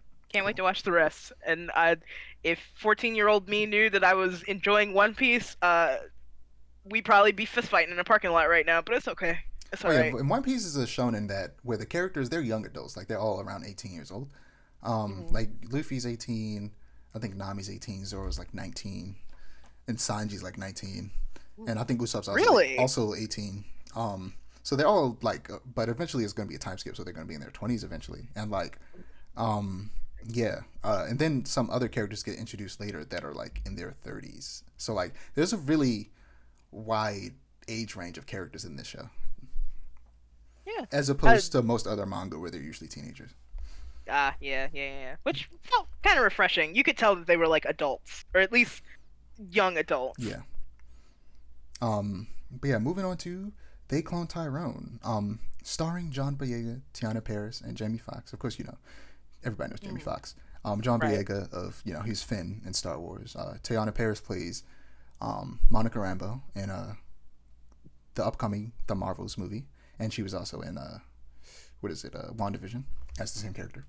The title already gives away what it's about. But I won't spoil it beyond what the title tells you. Directed and written by Jewel Taylor, the movie is about systemic racism and how the government attempts to keep the people of color down using cloning. It's a pulpy mystery caper starring a drug dealer, a pimp, and a prostitute. And there are a lot of great twists and turns that I don't want to spoil, so I implore you all to check out this black film on Netflix. It is so good. They make a lot of references to Nancy Drew. So it's very much a crime, like mystery type caper show. Like it's definitely inspired by stuff like that. It's very fun. Very, very Scooby-Doo. It's exciting. Yeah, but moving on to Ahsoka, which premiered Tuesday, August 22nd at 9 p.m. EST, which isn't the norm for Disney Plus shows. They usually premiere 10 p.m. PST, meaning that they premiere 3 a.m. Mm-hmm. You know, for us over here on the East Right. Coast. And naturally, I'm asleep. So having stuff air at like a time of day that makes sense, like because streaming made it weird. Streaming made stuff premiere at 12 a.m. But I need stuff to continue streaming because HBO does this for all of their stuff. Like they did it for The Last of Us. The Last of Us comes out at 9 p.m. On the East Coast, and I'm like, keep doing this. Have stuff come out at Right. 9 p.m. when I'm like, which is like the time I, back before I had streaming services, I would watch TV shows when they came on TV. Like let's stick with this Disney 9 p.m. That's the time. Yes. Uh, but yeah, the the release date of this show kind of slipped my mind, so I wasn't really hyped for it. It wasn't that I like didn't want to watch it. It's just I kind of forgot. But when it came out, I was just like, oh yeah, that releases today, and but it was really good. I liked it a lot. The music is composed by Kevin Kiner, who I think also composed the music for Star Wars Rebels, the Right. cartoon, and he's just good. I think it's Kevin Kiner and his brother, so it's the Kiner Mm. brothers that are composing it. And yeah, it's just the music in both Rebels and even more so in Ahsoka is incredible. Every time, like all the music in the show has been really good so far. It's very, very Star Wars, but also a little bit different. It's not just like beat for beat like a John Williams score. It's but still very much feels Star Wars. It's very fun. Um, Ooh. without spoiling anything, because we're only 3 episodes in, and I want you to get into Star Wars. Um, Right. Right. you know, the main focus of the show is Ahsoka training a Padawan, but said Padawan hasn't shown any Force sensitivity whatsoever, and that has me really excited because I really want to see the Force explored beyond telekinesis. And the Mm. main villain is also a Night Sister, which is a person who uses the Force essentially like it's magic. They're literally called witches, and they like have this green energy where they can like bring people, not bring people, but essentially like animate corpses, and they can do a bunch of wild stuff that like far beyond just telekinesis. It's like Mm. Night Sisters are crazy and they use the Force, and I want to see more stuff like that. People using the Force in different ways. I don't want this character to learn how to use the Force with telekinesis at all. I would prefer that they learn the Force because they're learning how to use a lightsaber. I would prefer that they learn how to use the Force in a way that kind of just increases their senses because they're Right. also from a race of people in the Star Wars world that are warriors. So if their way of using the Force is very in tune with that and being able to wield a lightsaber without mistakenly cutting off their arm or something like that, and being able to have better aim and fly ships better. I would prefer if that's the way they learn how to use the Force rather than learning how to use it the way every other Jedi uses it. Because Mm-hmm. a thing I don't like about the sequel trilogy is that it felt like in the second movie, despite certain things I don't like about it, one thing it felt like it was setting up was something that I think Star Wars should have always been about, which they say in a bunch of the movies and shows about how the Force surrounds everything. The Force is within everything. It's just that some people are more talented with it than others. Talent is a factor. Right. But everybody has the potential. It's just not easy. Um, and of course, everybody uses it in different ways. Some people use it without even knowing it. And in the sequel trilogy, it felt like that they very much kind of made it feel like it was a genetic thing, and that like you have to be from a specific line of people who are force sensitive to be able to use it. Which I just Right. don't. I'm never been a fan of that, and it feels like they're trying to course correct from that. Which is something that Star Wars shows have always done, which is take stuff that has happened in the movies that people don't like and kind of fix it. And yeah, I'm really excited to see where the show goes because it's leading up to a movie um, that's about a very specific arc from the Legends novels, which is essentially the non-canon um, Star Wars stories, of which they've been slowly bringing in some of the non-canon stuff to and like reworking it and making it work within canon, which I think is really cool. And I'm excited to see where that goes. And of course, this is leading up to what happens in the sequel trilogy, which is the rebels win, and then eventually the Empire comes back and takes everything over again, which is like, bruh, what are y'all doing? How'd y'all let that happen? And essentially, these shows have been kind of leading up to how that happened, the process of how the Empire essentially took over again, Mm-hmm. which is very fun to see. And despite it being a known that is the only thing that is 100% certain to happen. But everything else is unknown because there's like 30, 40 years in between the original trilogy and the sequel trilogy that is just unknown for the most part. So it's like this area where you're no longer in the prequel area where it's like, okay, we already know what happened, so we're not really concerned about these characters. Now we're in an area where like these are relatively new characters and we don't really know what their future is like in the sequel trilogy because they don't show up in that. So you can there's actually stakes. So that's cool. Yeah, I would definitely suggest you just watch some Star Wars stuff. How much Star Wars stuff have you seen? I watched the Clone Wars growing up. That's it. I grew up in a Star Trek household. So we watched Star Trek. So I watched the Clone Wars growing up, the cartoon, and that was it.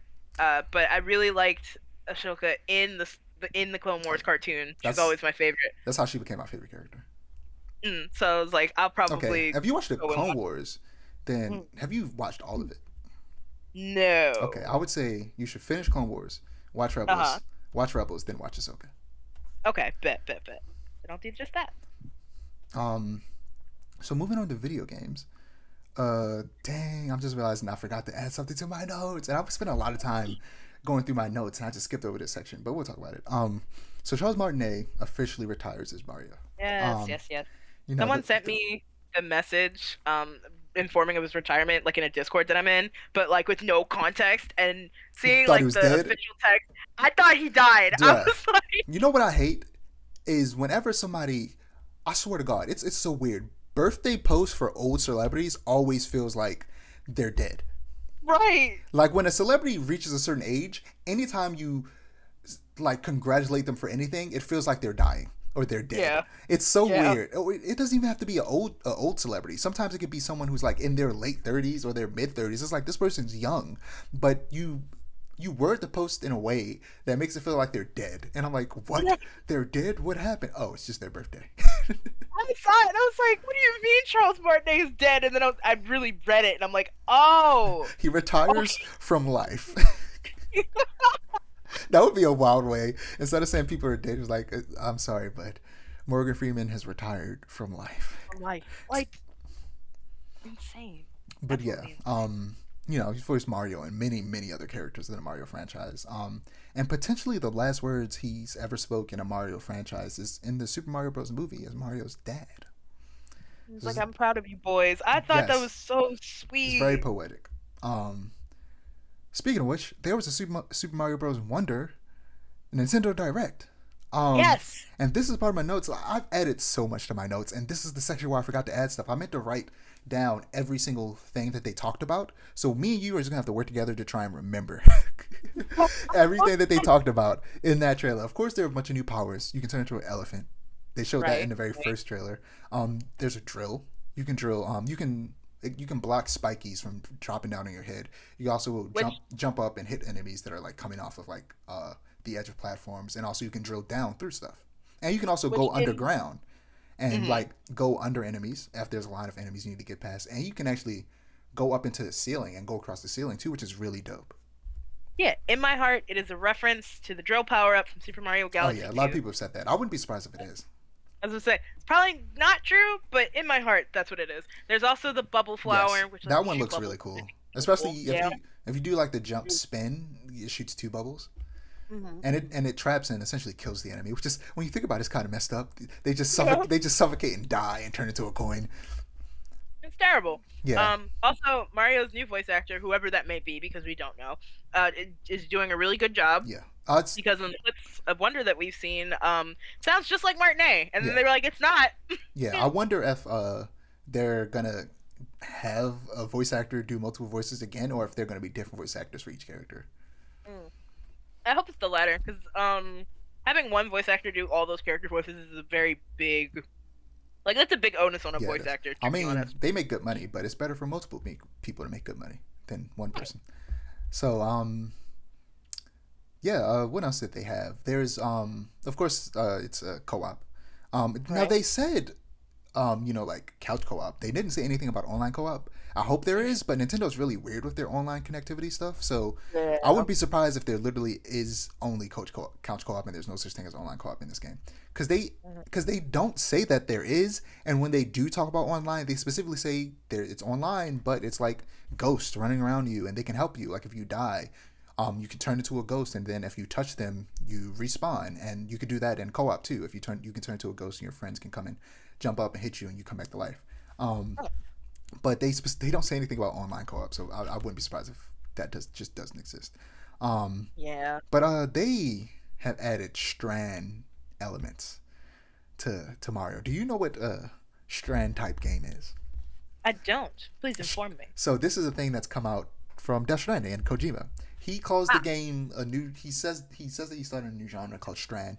In reality, it's a genre that's existed, but it's never really had a name, as far as I can tell. And no one's, from what I've looked at, has really put a name to it. They've just pointed out that other games like it have existed, and that is like, there's this ghost where you can see people online playing alongside you on the same courses, um, and they could add the stands. Um, and if you hit the stand while you're a ghost, you can come back to life. And you can hit stands that other people place there online while you're connected online to help you. They like, if they find themselves dying there, a lot of times they put it there for themselves, and then Yeah. you go over there and go, okay, this is probably gonna be hard, and you probably die, and you come back, respawn, and try it again, and that's really cool. So And it's it's like and that's a it, great way to have kind of like kind of like non-committal online activity, which is really interesting. Like the way you can still play on your own, but still have some type of loose multiplayer function. And Death like Stranding Thieves' has Den, something similar. I'm sorry, what were you what's saying? it call it? The Thieves' Den in Persona 5 works similar to that. Not that I use it much, but yeah. Yeah, Thieves' Den? Is that what it's called? Guild. Thieves um, Guild. My bad.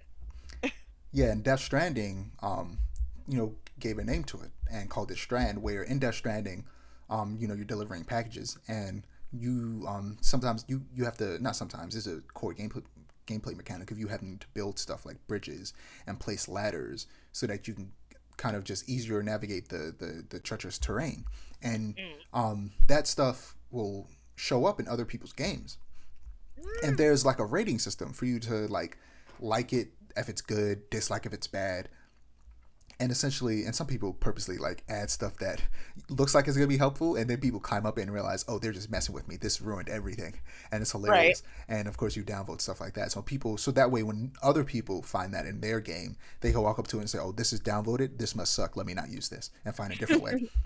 Right, And right, that's right. actually really cool. And even though Death Stranding isn't for me, I hope the second one is. I hope the second one actually, because the director's cut of Death Stranding actually makes the stealth and the gunplay a lot better. And Mm. since they went out of their way to do that, I can only assume that it's going to be even better in the second game.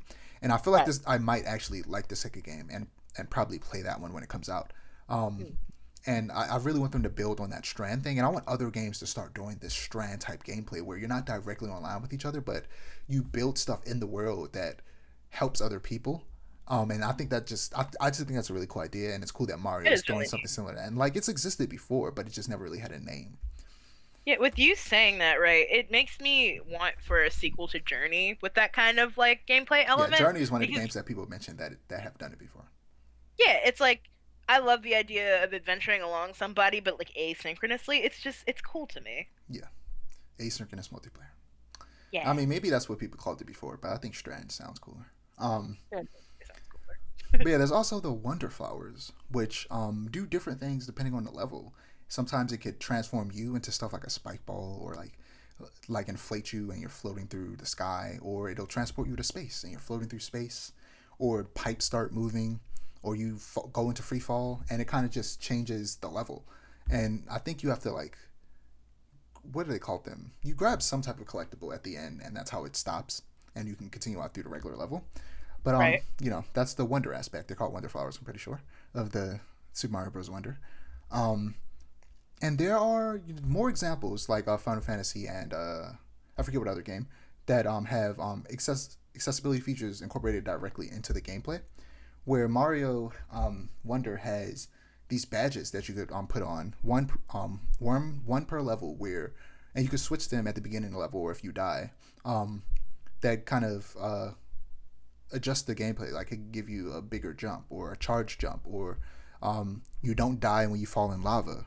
Instead, you just bounce up, and stuff like that to kind of like gameplay modifiers that might make it a little easier for you.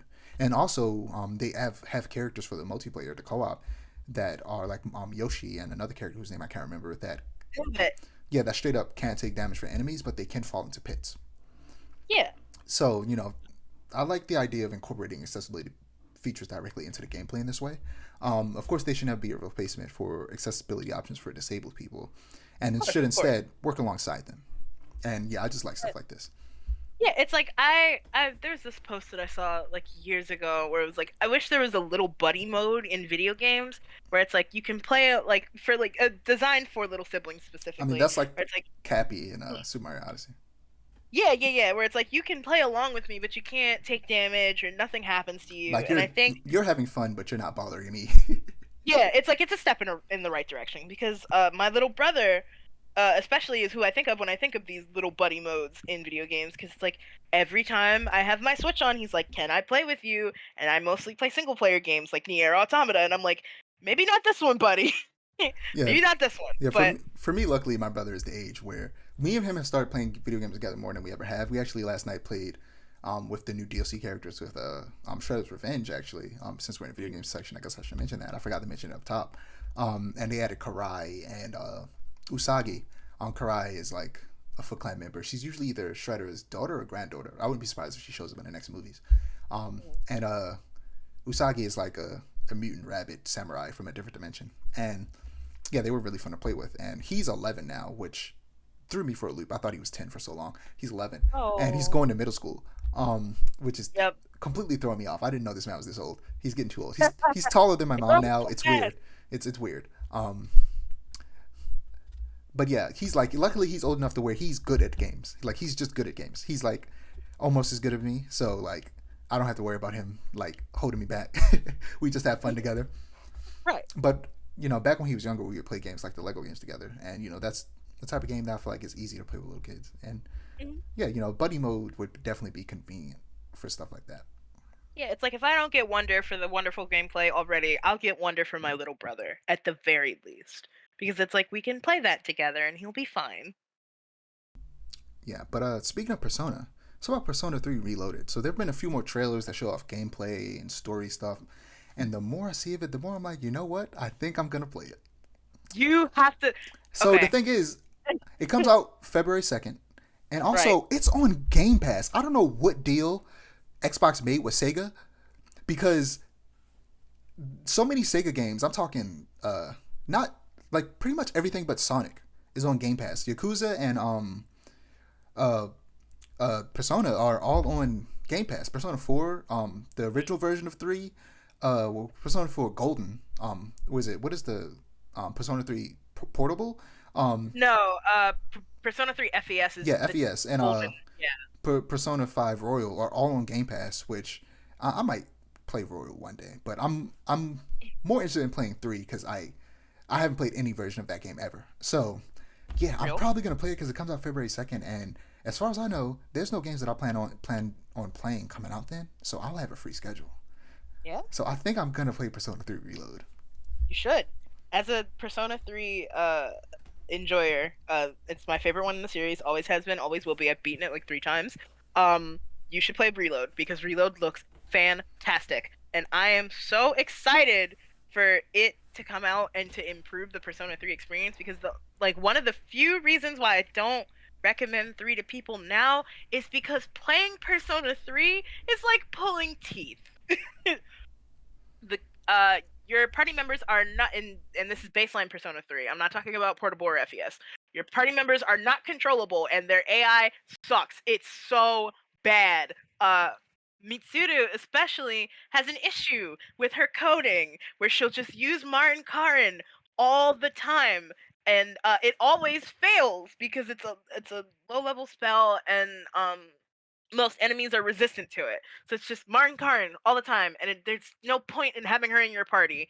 Um, and like the mapping system is very confusing for me, especially for those coming off of 5 and 4, where you get to walk around. 3 does not give you that luxury, unfortunately. There are waypoints. You select the waypoints, and you can explore like your school. That's about it, and the mall. So to see Reload take 3 and bring it to the level that 5 is at right now, gameplay wise, is so exciting because I will admit 3 is my favorite, but it is a slog to go through. Playing that game, hate it, but I love the game. 2 pieces. It's that paradox, you know. Yeah, it looks fun, so I'll most likely be checking it out. Um, Street Fighter Six. They showed Aki's gameplay. We got a gameplay trailer for Aki, and she's just as snake-like as she looks. She's the disciple of the character Fang from Street Fighter Five, who fights with using poison. So they made her snake themed, and she uses the fanged snake martial art. And she even has a move where she slithers on the ground like a snake. It's very I creepy. saw that. Yeah, it's very It's very creepy. cool. But I promise, I can fix her. You're real though. You're so real. I support Um, women's wrong. but yeah, she releases on September 27th, so I'm excited to see some gameplay from her. Project Mugen is described as a world where reality and anomalies coexist, where all rules can be broken. This brand new urban open world RPG, Project Mugen, it has traversal straight out of Spider-Man. It straight up looks like Spider-Man traversal. Like they just stole the code. It's wild, and the combat looks very fun. But apparently, unfortunately, it is described as a free-to-play urban open-world RPG for PS5, PS4, PC, iOS, and Android. And the words free-to-play and mobile together usually guarantees a game won't be nearly as cool as the trailer makes it seem. These type of games always look cool, but just don't end up being my type of style at all. Maybe this could change that. It probably won't. We'll have to wait and see. Where wins I will meet? say. Oh, sorry. Go ahead. Oh, just a quick thing about Mugen. I will say I was disappointed because I heard of it, and I'm familiar with the term Mugen, but I'm familiar with it with the fighting game. Yeah, same.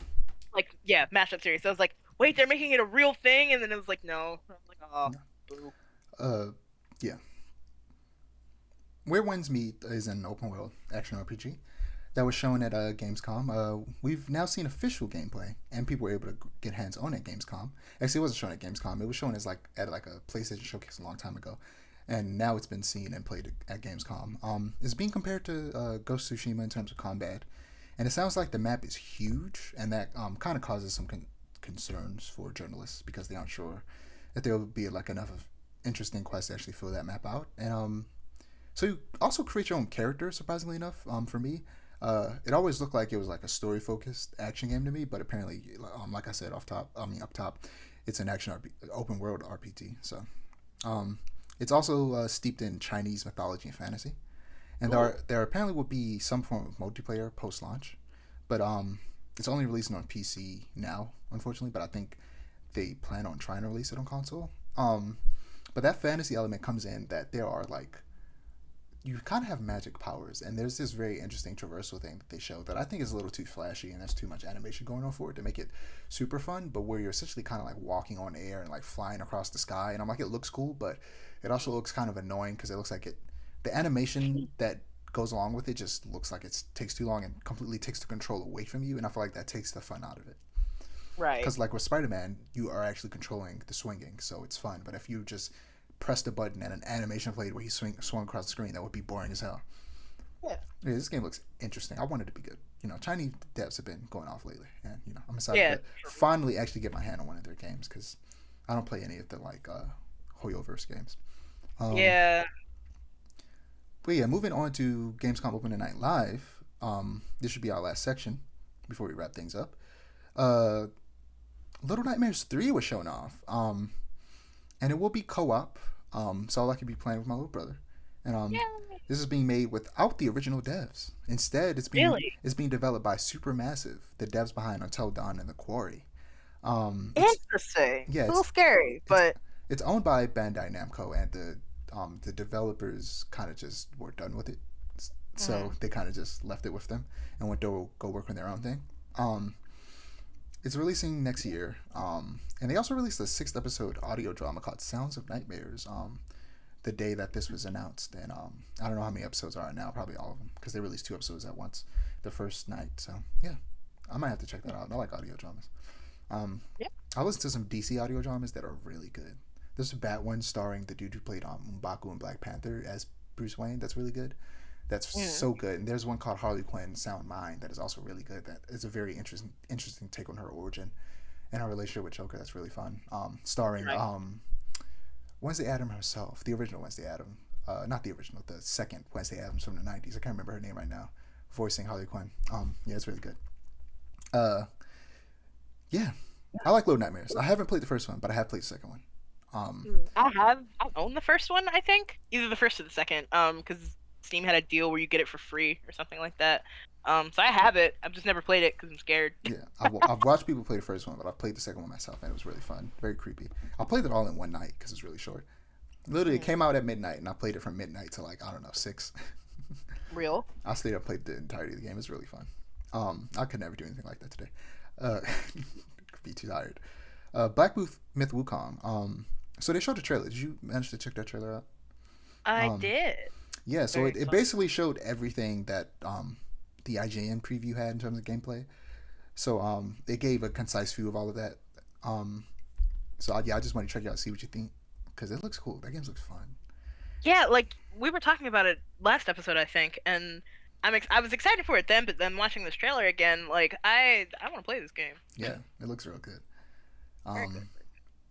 Crimson Desert. I was not feeling this game at first, but then the player character pole vaults over a spiked fence made out of like tree trunks, and then from there the trailer gets infinitely more hype. Like at first I'm like, this game looks okay, and it also looks well, yeah, it looks okay, and then that happens, and then a bunch of other stuff happening, like some fantasy elements start rearing their head, like a person like turns into a bunch of birds and start flying through the sky, and I'm like, wait, what's happening?